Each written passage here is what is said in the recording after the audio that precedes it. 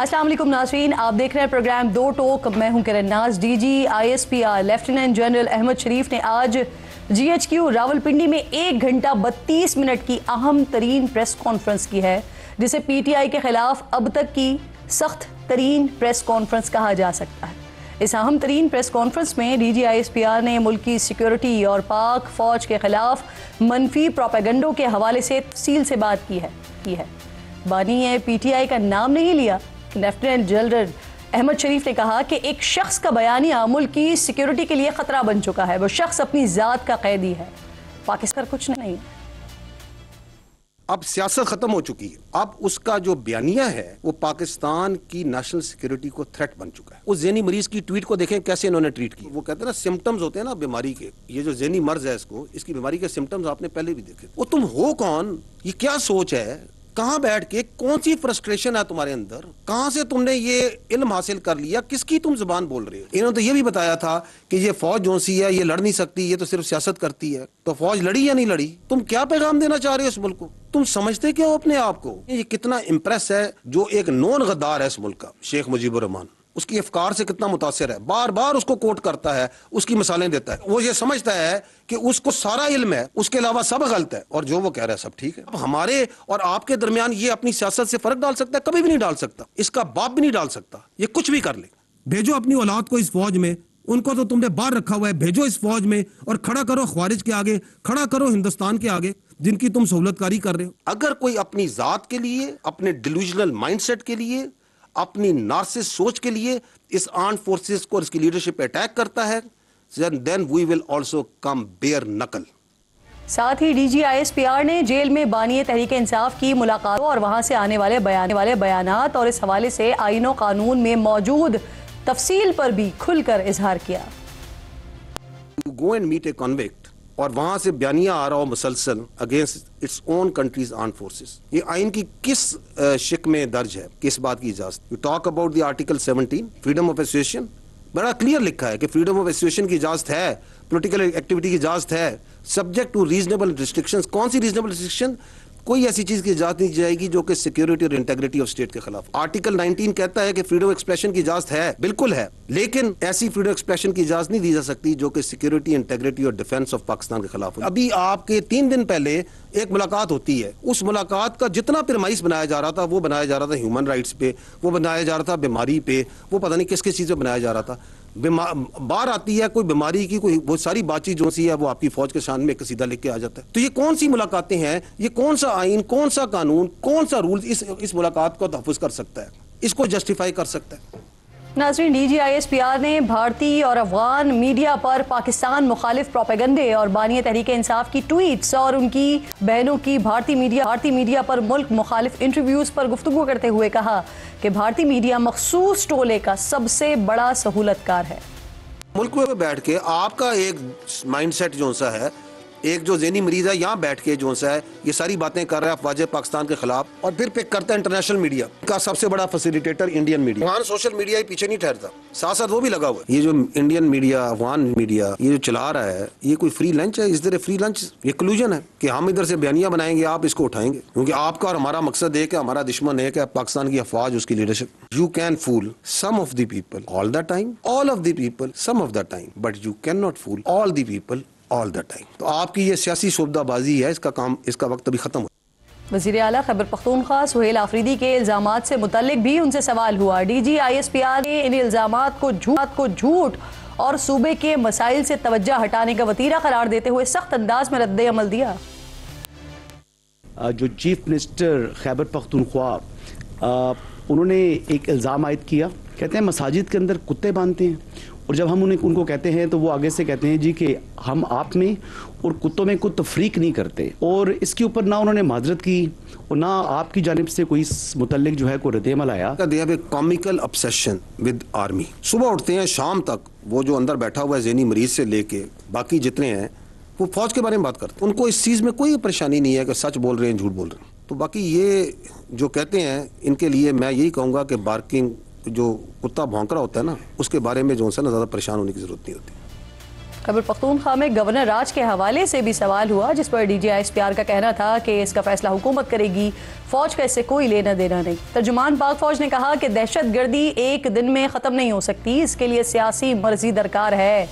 उन्होंने national action plan पर अमल दरामद की ज़रूरत पर जोर दिया। अफगानिस्तान से मुज़ाकरात से मुतल्लिक सवाल पर DGISPR ने कहा कि पाकिस्तान की रियासत ने बातचीत से कभी इनकार नहीं किया।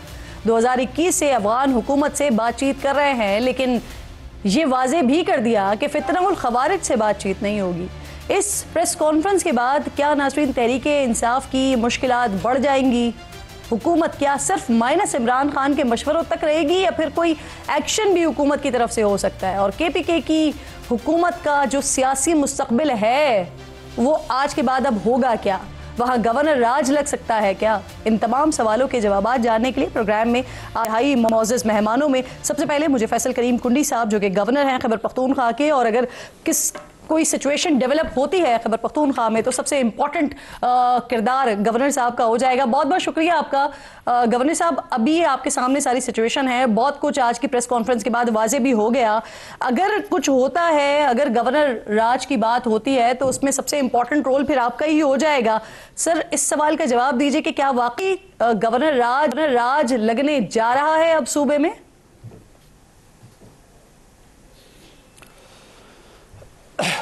बिस्मिल्लाहिर्रहमानिर्रहीम। देखें, गवर्नर राज की जो ऑप्शन है वो आइन में तो मौजूद है, लेकिन अब ये पता नहीं है कि हमने जो है वो इस पे आगे क्या सिचुएशन आनी है, क्या डेवलप होनी है, क्या नहीं होनी, क्या नहीं। तो अब इसको देखते हैं क्या होता है। देखें, इस सूबे ने बहुत सफ़र किया है पिछले 13 सालों से जो हम सफ़र कर रहे हैं, और रिसेंटली अभी जो हम सफ़र कर रहे हैं, आप देखें कि रोज़ाना की बेस पे हम शहादतें भी दे रहे हैं। हमारे सिक्योरिटी फोर्सेस हैं, अगर हमारे पुलिस के नौजवान हैं, चाहे वो FC है, चाहे वो फ़ौज है, सब शहादतें दे रहे हैं। और उन लोगों के साथ जिनके साथ हमारी हुकूमत चाहती है सूबाई के वो मुज़ाकरात करें, बातचीत करें, वो कल हमारे कैड कॉलेज पे भी हमले कर रहे हैं, आपके FC के हेडक्वार्टर पे भी हमले कर रहे हैं, आपकी पुलिस ट्रेनिंग स्कूल पे भी हमले कर रहे हैं। तो क्या कौन से इस्लाम में, कौन सा मज़हब में बताता है कि आप जो है वो इस्लाम या वो जो भी कहते हैं कि हम रियासत बनाना चाहते हैं, तो उस पर आप जाके स्कूलों पे हमले करें या कैड कॉलेजों पे हमले करें या ऐसे काम करें? ये तो कहीं पे भी इस्लाम में जिक्र नहीं है कि ऐसी चीज़ें हों। लिहाजा और ये तो माजी में ये कहते रहे कि इनके दफातर भी खुलने चाहिए, इनके साथ मुज़ाकरात भी। देखिए, जो मुल्क का आइन नहीं मानता, जो आपके मुल्क के कानून को नहीं मानता, जो आपके मुल्क पे हमला करता है, जो आपकी रियासत पे हमला करता है, फिर भी आप कहते हैं कि उनके साथ मुज़ाकरात हों। कैसे मुज़ाकरात फिर आप चाहते हैं? सर, आपने कहा कि ये आइन में तो मौजूद है, लेकिन क्या इस ऑप्शन का इस्तेमाल होने जा रहा है? देखिए, इस वक्त तो मुझे नहीं पता कि इस पे जो है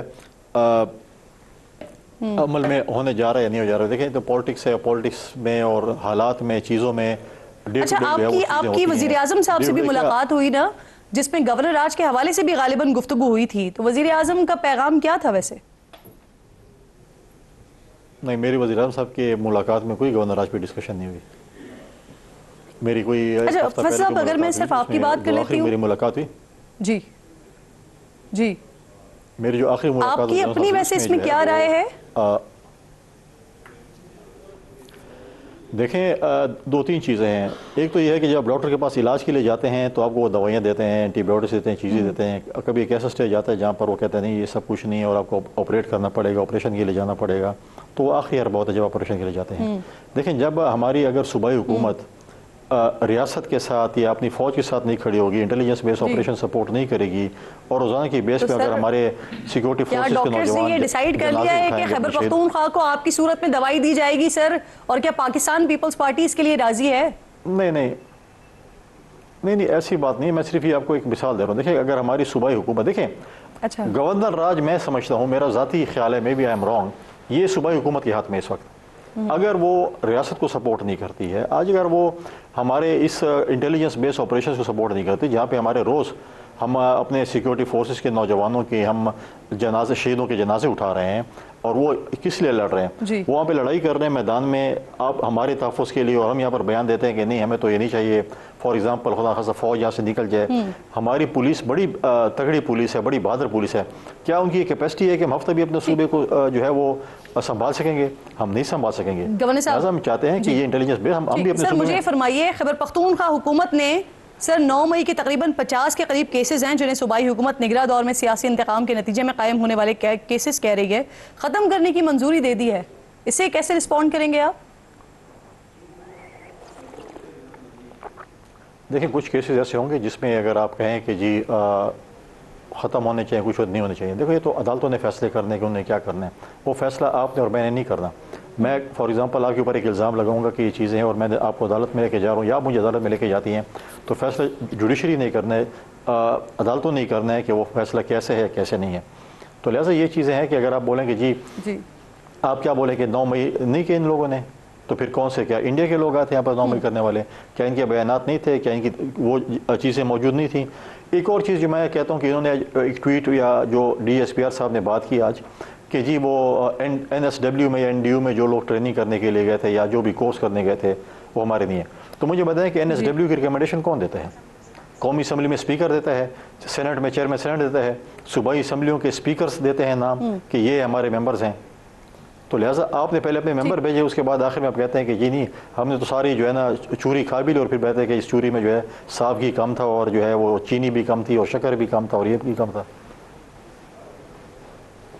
ठीक सर, मुझे ये आखिर में फरमाइए कि आप एक सीनियर पॉलिटिशियन भी हैं, आपने अच्छे बुरे हालात भी देखे हैं। इस वक्त पाकिस्तान तहरीक इंसाफ के लिए आपको क्या रास्ता नज़र आ रहा है? क्योंकि कुछ मैं जो मौजूदा हुकूमत है उनके लोगों को देख रही हूँ तो वो मुज़ाकरात की बात भी कर रहे हैं, कुछ माइनस इमरान खान का भी मशवरा दे रहे हैं। अब इस वक्त जिस तरह की आज प्रेस कॉन्फ्रेंस हुई है, इसके बाद तो ऐसा लगता है कि एक तरफ इमरान खान भी पीछे हटने को तैयार नहीं है और अब रियासत भी सामने आ गई है अब जवाबुल जवाब के लिए। तो रास्ता क्या नजर आ रहा है आपको? क्या माइनस इमरान ही कोई रास्ता है या फिर इसके अलावा कोई ऑप्शन है PTI के पास? देखिए, सबसे पहली प्रायोरिटी तो हमारी रियासत ही होती है। सियासत भी चलती है, सब कुछ होता है, चल रही होती है, लेकिन जो है ना वो रियासत सबसे पहली प्रायोरिटी होती है इंसान की, और रियासत ही हमारी प्रायोरिटी होनी चाहिए। जहाँ तक एज ए पॉलिटिकल वर्क मैं देख रहा हूँ तो बहुत ही कम ऑप्शंस मौजूद हैं PTI के साथ, और उन्होंने इस फैसले करना है कि इनका ऑप्शन में उन्हें किस तरह खेलना है। आया उन्होंने वही खेलना है कि जो उनका बयान है, या जो चीज़ें हैं, जो जेल में बैठा शख्स है जो ट्वीट्स भी करते हैं और आपको इस तरफ ललकार रह के आएँ और आप रियासत के साथ भी लड़ें, हुकूमतों के साथ भी लड़ें और इंतशार फैलाएँ, चीज़ें फैलाएँ, तो आपने उनके नक्श कदम पे चलना है। तो मैं समझता हूँ कि फिर कोई ऑप्शन के पास नहीं रह जाती। और भी ऑप्शंस जो हैं, जैसे आपने कहा कि किसी हुकूमती लोगों ने या वज़रा ने, जैसे राना सोल्ला साहब ने कहा कि मुज़ाकरात, तो बहुत कम ऑप्शन रह जाते हैं। मैं समझता हूँ कि इस पे सूबाई हुकूमत पे इन्हिसार है कि वो गवर्नर राज लगवाना चाहती है या नहीं। अगर मैं समझता हूँ कि अगर वो रियासत के साथ और वफाकी हुकूमत के साथ, मैं समझता हूँ कि सूबे के अमन के लिए, सूबे की सलामती के लिए, सूबे की खुशहाली के लिए अगर काम करें तो मैं समझता हूँ चीज़ें बेहतर हो सकती हैं। अदरवाइज़ फिर कोई और ऑप्शन नहीं। ठीक, सूबाई हुकूमत के तर्जुमान भी यहीं पर मौजूद हैं, इसी बात को इनसे कंटिन्यू करेंगे। बहुत बहुत शुक्रिया फैसल करीम कुंडी साहब प्रोग्राम थे।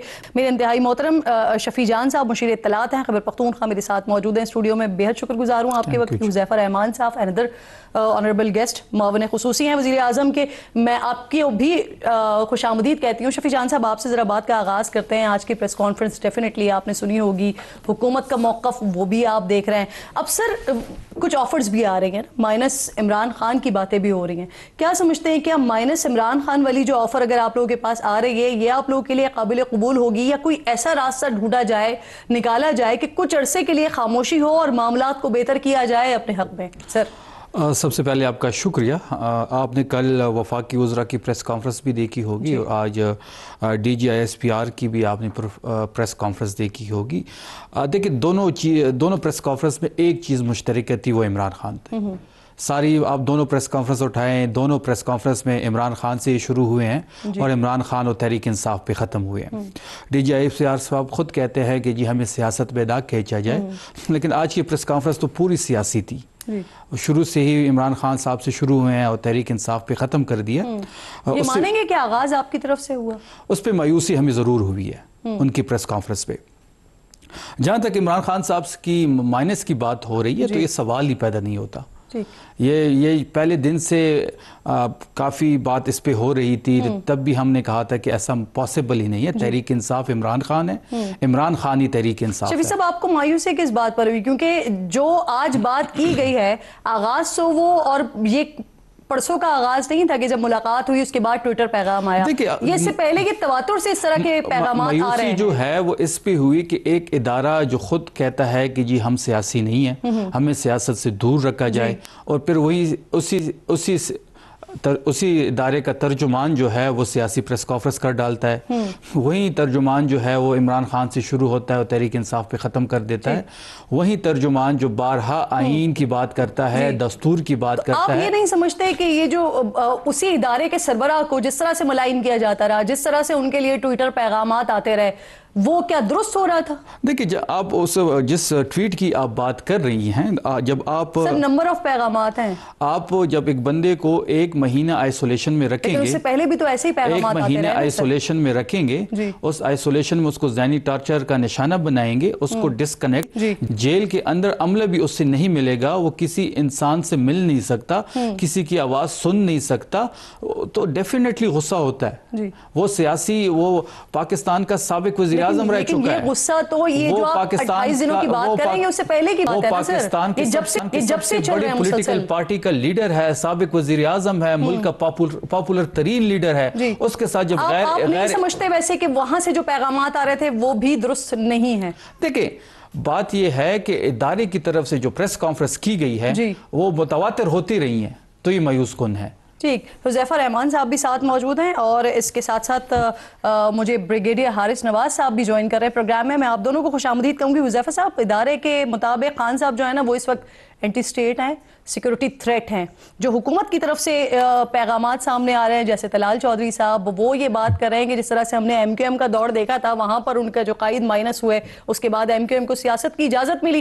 अब पाकिस्तान तहरीक इंसाफ के पास भी ऑप्शन मौजूद है। अब ये जो ऑप्शन है ये तलाल चौधरी साहब की तरफ से पेशकश है या ये हुकूमत की पेशकश है सर पाकिस्तान तहरीक इंसाफ के लिए? जी बहुत शुक्रिया किरण, मैंने पेशेंटली सुना है अपने भाई को, तो मैं चाहूँगा शफी जान साहब मुझे भी पेशेंटली सुने। पहली बात तो इनकी गुफ्तगू में तजादात पे मबनी गुफ्तगू इन्होंने की, मेरे भाई हैं, लेकिन आप ये देखें कि एक तरफ ये कहते हैं कि हमने मुज़ाकरात एस्टेब्लिशमेंट से करने हैं, खुद उस एस्टेब्लिशमेंट को सियासत में आने की दावत देते हैं। जब वो एस्टेब्लिशमेंट मुज़ाकरात नहीं करती, इनकी बात नहीं सुनती, तो फिर उस एस्टेब्लिशमेंट के मुतालिक जो बयान या जो अल्फाज बानी तहरीक इंसाफ ने इस्तेमाल कर किए, अगर ठीक है वो फ्रस्ट्रेशन में थे, आप ये आकर बता दें, कम से कम उनकी बहनें तो फिल्टर लगा सकती हैं। आप कैबिनेट के लोग हैं, आप लोग तो किस एंगर में थे? आप लोगों ने उस ट्वीट को रीट्वीट किया। बेसिकली असल बात यह है कि बानी तहरीक इंसाफ की जो मैना मानो वाली पॉलिसी है, उसमें आज उनकी सियासी जमात के लिए वो नौबत आ गई है कि अब आगे उनके लिए कुआं है और पीछे खाई है। बेसिकली जो बानी तहरीक इंसाफ, सर आप अपना जवाब देना हुज़ैफा साहब। अब ये किसकी पेशकश है सर? हुकूमत की पेशकश है या तलाल चौधरी साहब की पेशकश है? नहीं देखिए, एक तजवीज है, तलाल चौधरी साहब हुकूमत का हिस्सा है, कैबिनेट के मेंबर है,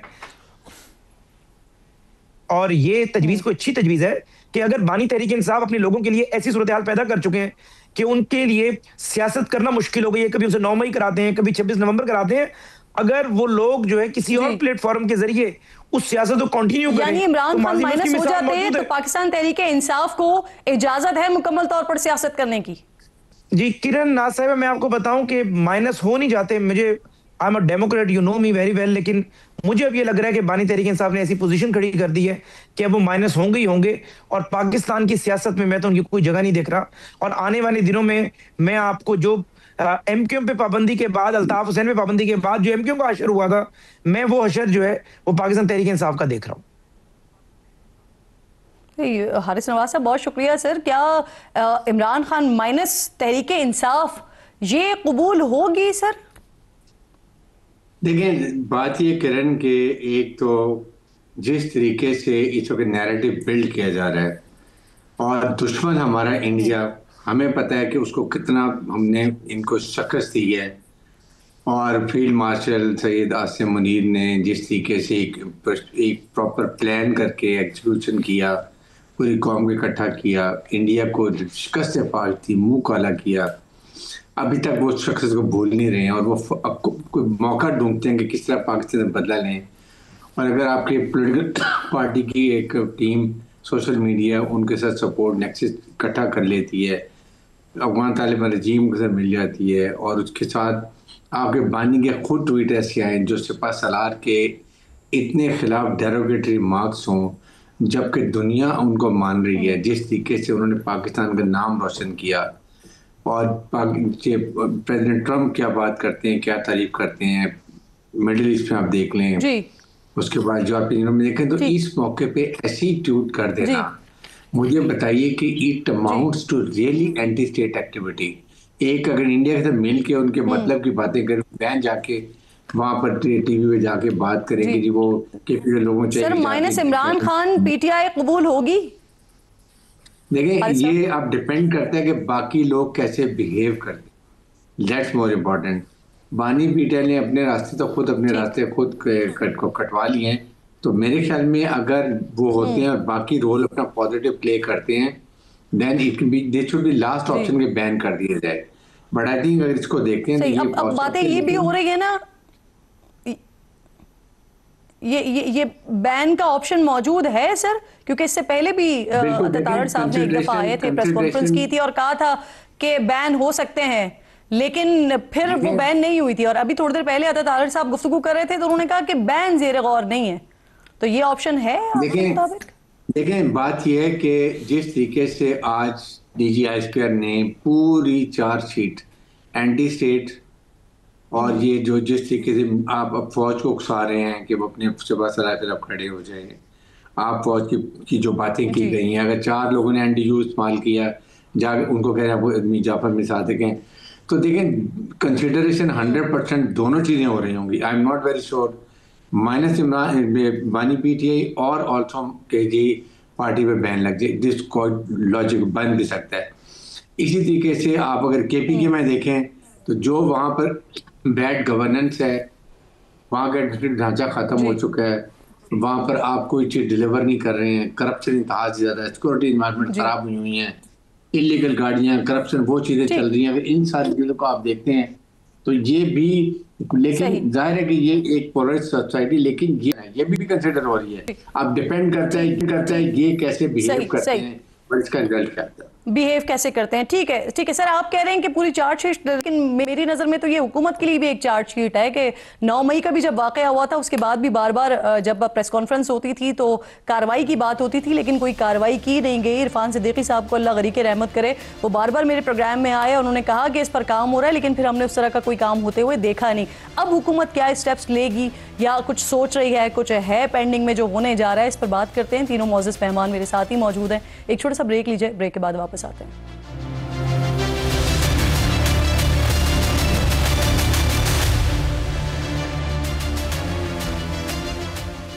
प्रोग्राम में एक बार फिर आपको खुशामदीद कहती हूँ। मेरे तीनों मोअज़्ज़ज़ मेहमान मेरे साथ ही मौजूद हैं। हुज़ैफ़ा साहब, हुकूमत आज की प्रेस कॉन्फ्रेंस पर सर राय क्या रखती है?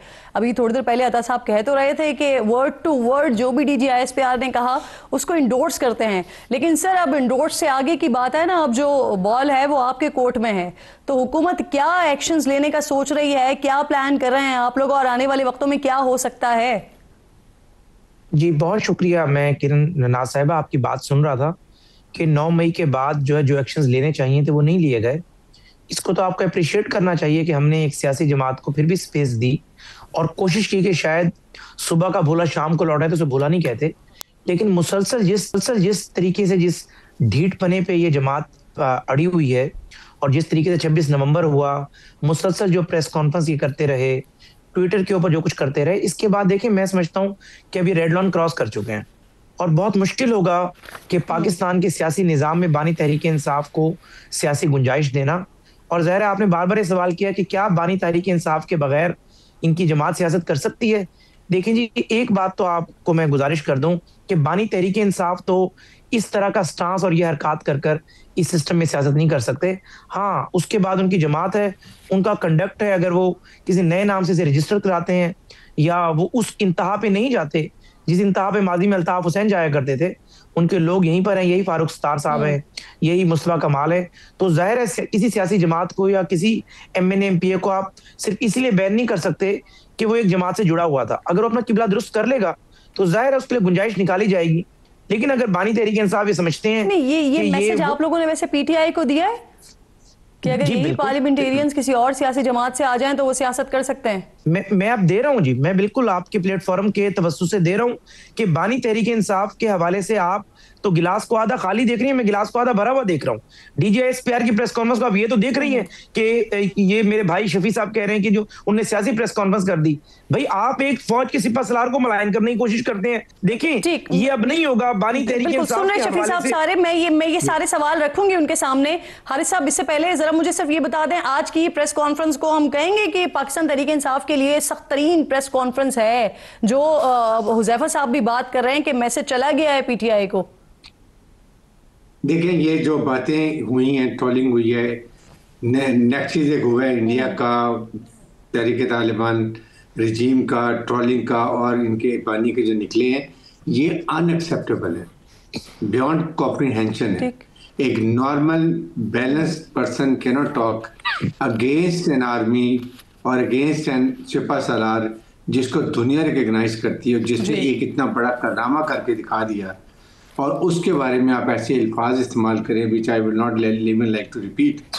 तो इसलिए मैं ये कहता हूँ कि ये बहुत ही सख्त अल्फाज, और आज DGISP की बॉडी लैंग्वेज देख लें, he was very very clear, there was no doubt about it कि उनको क्लियर हो जाना चाहिए कि क्या सर ये जो मैसेज था कि ये बार बार नहीं हो सकता, ये हर बार नहीं हो सकता कि आप सरबराह को तनकीद का निशाना बनाएं या आप अवाम और फौज के दरमियान रखना डालने की कोशिश करें। अब हम खड़े हुए हैं बीच में, और फिर जो उन्होंने बड़ा क्लियर मैसेज दिया कि we will also come bare knuckle, इसको कैसे डिफाइन करेंगे आप?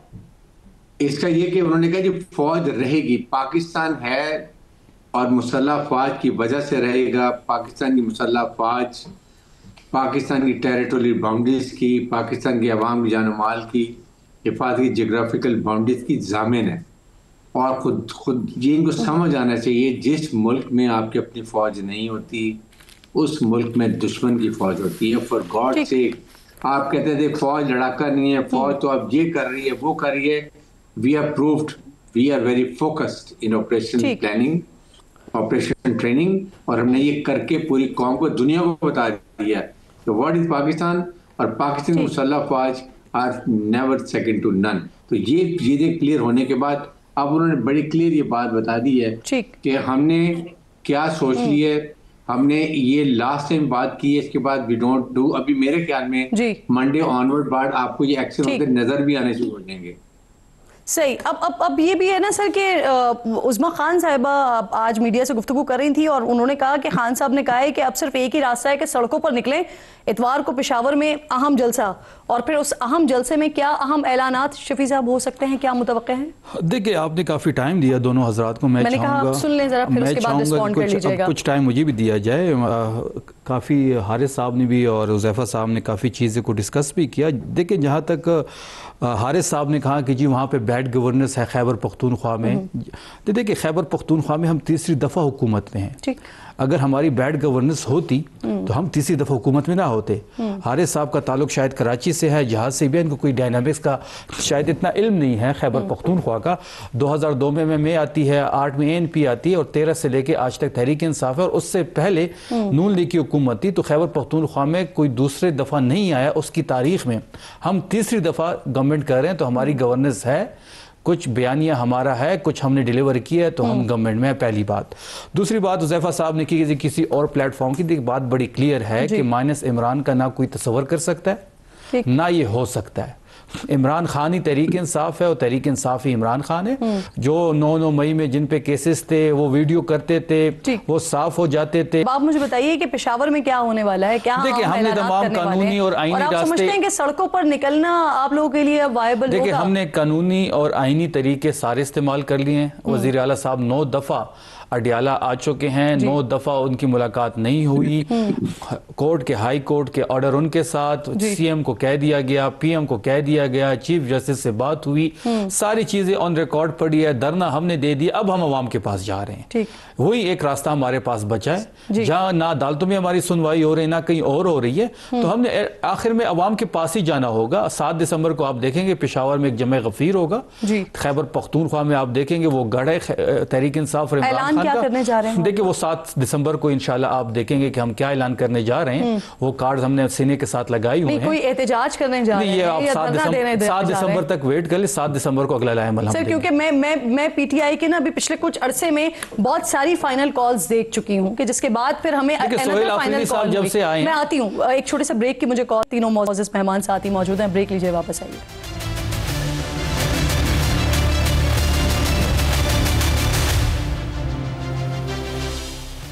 वेलकम बैक वंस अगेन जी। आज की अहम प्रेस कॉन्फ्रेंस, उसी पे ही प्रोग्राम में डिस्कशन हो रही है। शफी जान साहब, ब्रेक से पहले हम सवाल छोड़ के गए थे कि आप लोग करने क्या जा रहे हैं, और मैंने आपसे ये कहा था कि हम बहुत सारी फाइनल कॉल्स भी देख चुके हैं, लेकिन उसके बाद फिर अनदर फाइनल कॉल आ जाती है। देखिए 8 अक्टूबर से सोहेल आफरीदी साहब नामजद हुए हैं और 15 अक्टूबर को उन्होंने चार्ज लिया। ठीक, हमने कोई कॉल नहीं दी, सोहेल आफरीदी साहब ने कोई कॉल नहीं दी। सही। 7 दिसंबर को हम अपना लाएमल, नया कैलेंडर शुरू हुआ है अभी, हम 7 दिसंबर को अपना लाएमल रखेंगे। सोहेल आफरीदी साहब, मैं बार बार ये आपके शो में भी कह रहा हूँ, मैंने बार बार सोशल मीडिया पे भी कहा कि वो अनप्रेडिक्टेबल है, उनको प्रेडिक्ट करना बड़ा मुश्किल है, वो आउट ऑफ द सिलेबस आए हुए हैं। तो आप इंशाल्लाह 7 दिसंबर को देखेंगे कि पेशावर में जो हमारा जलसा होगा उसमें हम जो अपना अगला लाएमल देंगे तो इंशाल्लाह वो कारआमद भी साबित होगा।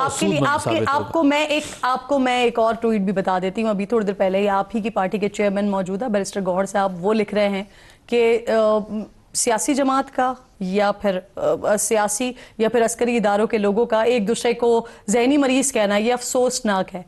आप भी ऐसे ही समझते हैं? क्योंकि आगाज, मैंने जैसे शुरू में भी कहा था कि आगाज तो वहीं से हुआ था। देखिए, जहां तक आप भी यही समझते हैं अफसोसनाक है? जहां तक पॉइंट ऑफ व्यू की बात है, बैरिस्टर गौहर, मैंने तो उनकी ट्वीट नहीं देखी, आपने बता दिया तो वो ट्वीट मैं देख लूंगा। बैरिस्टर गौहर साहब भी इसको, सलमान अकरम राजा साहब हो गए या बैरिस्टर गौहर साहब हो गए, तो इस प्रेस कॉन्फ्रेंस को रिस्पॉन्ड करेंगे, हम भी रिस्पॉन्ड करेंगे। देखें, हम ये मायूस कुन रहा है हमारे लिए ये प्रेस कॉन्फ्रेंस। डीजी ISPR एक प्रोफेशनल फौज के तर्जुमान है। अच्छा, चले हम इसको इस तरह से कर लेते हैं, उसको आपने बता दिया, लेकिन वो जो पहले आया था एक ट्वीट, वो आपके लिए अफसोसनाक नहीं है? जो आपके चेयरमैन कह रहे हैं, आप उन्हें सेकंड नहीं करेंगे? ये सारी डिटेल्स हम इंशाल्लाह कल सामने रखेंगे और उस पे मरकजी लीडरशिप भी इसको रिस्पॉन्ड करेगी और सूबाई, यानी अभी सोचा जाएगा कि वो अफसोसनाक है या नहीं है। इस पे हम देखिए, इस पे हमारी देखें एक हमारी पूरी इस पे मरकजी सूबाई कैबिनेट भी बैठेगी, इस पे पार्लिमानी पार्टी भी बैठेगी, तो एक लाएमल तय होगा, वो लाएमल आप सबके सामने होगा। कल प्रेस कॉन्फ्रेंस होने जा रही है, अब करने तो चाहिए, सूबाई हुकूमत भी रिस्पॉन्ड करेगी और सलमान अकरम राजा साहब को भी चाहिए और बैरिस्टर गौहर साहब को भी चाहिए कि वो रिस्पॉन्ड करें। अब हुज़ैफा साहब, एक और भी अहम बात, आज डीजी साहब ने नॉन डिक्लेयर का शेख मुजीबुर रहमान को, और नून लीग का इस पर मौक़िफ़ जो है वो क्या वो भी तब्दील हुआ है? क्योंकि मियां साहब तो कहते थे कि शेख मुजीब बागी नहीं थे, उन्हें बागी बनाया गया था। जी, मुझसे सवाल कर रही हैं किरण साहब आप? जी, मैं आप ही से सवाल कर रही हूँ। सुनाई नहीं देगा। जी, मेहरबानी। देखें, पहली बात तो ये है कि शेख मुजीब पे मियां नवाज शरीफ साहब का मौक़िफ़ हो या बानी तहरीक इंसाफ का या आपका या मेरा, जिस मुल्क में वो हीरो था, जिसने वो मुल्क बनाया था, वहां हीरो नहीं रहा, तो उसको मजीद डिस्कस करना, वो तो वहां एक कंट्रोवर्शियल शख्स बन गया। उसके इवन के मुजस्मे का जो हाल किया गया, उसकी बेटी का जो हाल किया गया, चले बेटी ने तो ठीक है जुल्म सितम के पहाड़ वहां पर तोड़े होंगे, लेकिन जो शेख मुजीब के साथ उन्होंने सलूक किया वो वहां हीरो नहीं रहा, उसको हम अपनी पॉलिटिक्स में डिस्कस करना शुरू कर दें।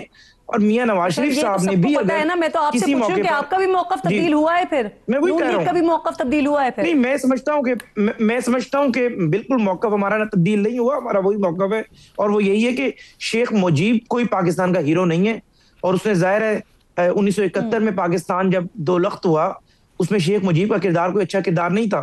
अगर हमारे किसी सियासी रहनुमा ने, इंक्लूडिंग मियां नवाज शरीफ साहब, उन्होंने अगर किसी एंगर में कोई बात कोट कर दी है तो बात कोई फाइनल बात नहीं है, हम इंसान है, खताओं के पुतले हैं। और मियां नवाज शरीफ साहब की बात को बेंचमार्क बनाकर ये कहना कि बानी तहरीक इंसाफ भी ये बात करेंगे जबकि इनके लोग इस बात को बुरा मान रहे होते हैं, तो ये कोई जस्टिफिकेशन नहीं है। दूसरी बात की मुझे आप मौका देंगी, दूसरी बात ये बड़ी बात है, वहां पर हुकूमत में है जी, तीसरी दफा इन्होंने कहा हम हुकूमत में है, हमारी गवर्नेंस वहां अच्छी है। देखें जी, पाकिस्तान में सियासत और गवर्नेंस दो डिफरेंट चीजें हो गई हैं। बड़ा अनफॉर्चुनेट है, पूरी दुनिया में ये वाहिद मुल्क है जहां पर लोग गवर्नेंस को देके वोट ही नहीं देते। अगर गवर्नेंस को देके वोट देते मुझे तो ये बता दें, जो पिछले दिनों बहुत बड़ा मसला बना वो मुलाकातें थी, और फिर वो मुलाकातें, वो चाहे प्रोपेगेंडा बना, चाहे नैरेटिव बना, वो इंडिया तक गया, अफगानिस्तान तक गया, और वहां पर किस तरह से प्ले किया गया। अब आज की जो अहम तरीन प्रेस कॉन्फ्रेंस आ गई, उसके बाद सूबाई हुकूमत कह रही है कि हमें नहीं मिलने देंगे तो हम धरना देंगे। मिलने देंगे या नहीं देंगे, या मुलाकातें अब बंद? मुलाकातें बिल्कुल बंद होंगी। कोई सियासी मुलाकात का तो सवाल ही पैदा नहीं होता। फैमिली के लिए हमने गुंजाइश निकाली थी, लेकिन फैमिली ने हमारे गुडविल जेस्चर का जो हमें सिला दिया है वो आपके सामने। और किरण साहब, ये कोई दलील नहीं है कि मुझे मुल्क में बात करने की आजादी हासिल नहीं है तो मैं दुश्मन मुल्क के चैनल पे जाके बात करूंगा, हालांकि फैक्चुअल गलत है। मेरी मालूमात के मुताबिक आपके चैनल ने कई मरतबा आपके चैनल ने कई मरतबा बानी तहरीक इंसाफ की बहनों को कहा कि हमें एक्सक्लूसिव इंटरव्यू दे दें, उन्होंने रिफ्यूज किया। ये गलत बयानी करती हैं, ये कोई दलील नहीं है। बता दें, मुलाकातें आज या होंगी? जी, मुलाकातें आज से बिल्कुल बंद है। नहीं, अभी मुलाकातें बिल्कुल बंद है। फैमिली की भी, सियासी भी और वकला की भी। बाकी रह गई बात, अगर फैमिली उनकी वेलबींग जानना चाहती है उसके लिए हम एक मैकेनिज्म वजह करेंगे, इस बात को फुल प्रूफ रखेंगे कि उनकी बहन ये ना हो कि मिलकर आए वापस आ, एक ऐसा मुतनाज़ा ट्वीट करे और बाद में कहेगी जी वो तो अंदर कैद है, उसको तो पता ही नहीं उसका हैंडल कौन इस्तेमाल कर रहा है। यानी ये पहली दफा हमने देखा है मियां नवाज शरीफ भी गिरफ्तार हुए हैं, शहबाज साहब हुए हैं, बेनजीर भुट्टो हुई हैं, जुल्फ़िकार अली भुट्टो हुए हैं, कभी किसी ने इस मुल्क के साथ ये सलूक नहीं किया जो शख्स करना चाह रहा है। ये तो तमाम सियासतदानों के लिए, आपका बड़ा वाज़ेह जवाब आ गया, आपका बड़ा वाज़ेह जवाब आ गया। मुझे इजाजत दीजिए ना, मुझे शफी साहब से बात करने दें, फिर शिकवा करेंगे, टाइम नहीं देंगे, बात करने दें। शफी साहब, 9 मई के हवाले से कैबिनेट ने जो 51 केसेस खत्म करने की मंजूरी दी है, सर क्या बेहतर नहीं होता कि ये मामला अदालतें ही देख रही होती, क्योंकि आप लोगों को तो इस्तिस्ना पर एतराज है ना सर? कोई इस्तिस्ना तो नहीं लिया। हमारा ये मानना है कि 9 मई और 10 मई के जो केसेस थे वो इंतकामी केसेस थे, उसमें ना तहरीक इंसाफ, नहीं, मुझे कंप्लीट करने दें, वो इंतकामी कार्रवाइयों पे मबनी थे। मैं आपको सबूत दे सकता हूं कि एक बंदे पे करक में भी एफआईआर है, उसी बंदे पे सेम टाइम पे कोहाट में भी एफआईआर है, और उसी बंदे पे उसी टाइम पेशावर में भी। सर अदालतों से आप 2627 तरमीम के बाद आप अदालतों से क्या इंसाफ की उम्मीद रखते हैं? अदालत तो अपना हुक्म दिया हुआ है कि सोहेल अफरीदी साहब जाके मिल सकते हैं, वो अपने हुक्म पे अमल दरामद नहीं कर सकते। मंजूरी दे दी है 51 केसेस, बिल्कुल विड्रॉ कर रहे हैं हम 51 केसेस जो है 9 और 10 मई के खैबर पख्तूनख्वा में जितने भी ये बेबुनियाद केसेस बनाए गए हैं वो हम विड्रॉ कर रहे हैं। और हम इससे बढ़ के भी ये बात हमने कही है कि जो 9 मई में मुलविस था बिल्कुल उसको सजा दी जाए, लेकिन उसके लिए सीसीटीवी फुटेज लाई जाए। अगर फिर सीसीटीवी फुटेज नहीं है, फिर जिस दिन वो सीसीटीवी फुटेज छुराई है तो वो उसी ने 9 मई कराया, 9 मई तहरीक इंसाफ से नहीं कराया, तहरीक इंसाफ के खिलाफ इस्तेमाल जरूर हुआ। सर इस पे मजीद बात हो सकती है, लेकिन वक्त मेरे पास बिल्कुल खत्म हो गया है। मेहमानों की शुक्रगुजार हूँ, साथ मौजूद थे। वक्त खत्म हो गया प्रोग्राम का, इंशाल्लाह आपसे मुलाकात होगी कल। अपना और अपने मुल्क का खास ख्याल रखिए, फ़लस्तीन को, कश्मीर को अपनी दुआओं में याद रखिए। अल्लाह ने की बात।